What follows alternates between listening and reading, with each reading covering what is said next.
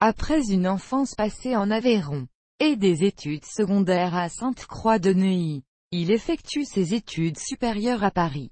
Il pratique l'athlétisme au Stade français, discipline qui lui offre la possibilité de porter à 5 reprises les couleurs de la sélection française. Il a été champion de France du 400 mètres en 1939. Il commence une carrière de journaliste à la radio. Officier dans l'aviation, il participe à la guerre en 1939 à 1940. Puis pendant l'occupation, il met les possibilités de déplacement de son métier au service de la résistance française. À la Libération, Maurice Schumann l'intègre dans son équipe à la radiodiffusion française. Il rejoint le monde de la télévision et y devient l'un des spécialistes des domaines de la politique et du sport. C'est lui qui suit l'arrivée du général de Gaulle à l'hôtel de ville de Paris le 26 août 1944, et désormais à la RTF. Il couvre les événements politiques jusqu'à sa nomination le 12 septembre 1958, au poste de directeur des émissions sportives. Premier patron du service des sports de la RTF, il y est à l'origine de la découverte de nouveaux talents, tels que Léon Zitrone, Roger Couderc, plus tard Thierry Roland. Il crée aussi l'émission Télé Dimanche en janvier 1959. Ancêtre des grandes émissions dominicales en France, alliant sport et chansons. Il y reçut des personnalités comme Jacques Anquetil et Raymond Coppa. L'émission comportait un télécrochet, le jeu de la chance. Il saura donner leur chance à Mireille Mathieu, à Georgette Lemaire et à Thierry Le Luron.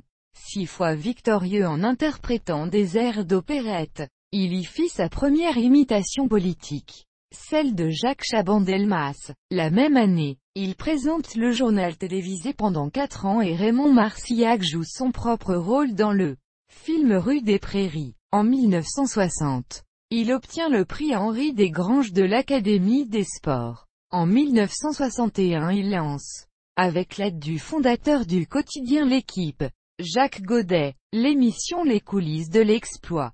Ce magazine composé de reportages restera à l'antenne pendant une décennie.